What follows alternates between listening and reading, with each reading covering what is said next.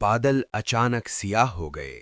آسمان سے ایسی بارش برسی جو اس سے پہلے کبھی نہ دیکھی گئی تھی۔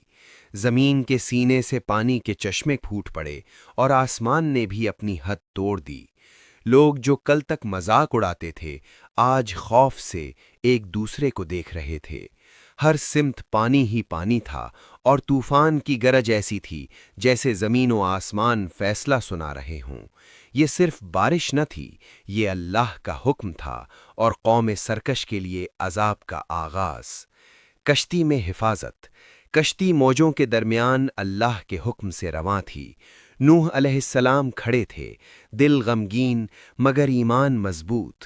وہ لوگ جو ایمان لائے تھے کشتی کے اندر محفوظ تھے۔ باہر چیخ و پکار تھی، اندر خاموش دعا۔ ہر موج جب کشتی سے ٹکراتی تو لگتا جیسے ایمان خود اس کشتی کو تھامے ہوئے ہو۔ یہ لکڑی کی کشتی نہ تھی، یہ اللہ کی رحمت کا سایہ تھی۔ زمین اور پانی کا منظر نامہ۔ پہاڑ، میدان، بستیاں سب پانی میں گم ہو چکے تھے۔ زمین کی پہچان مٹ گئی تھی، صرف موجیں باقی تھیں۔ وہ قوم جو طاقت پر نازاں تھی آج پانی کے سامنے بے بس تھی۔ کوئی بلند جگہ، کوئی پناہ گاہ، کوئی دلیل کام نہ آئی۔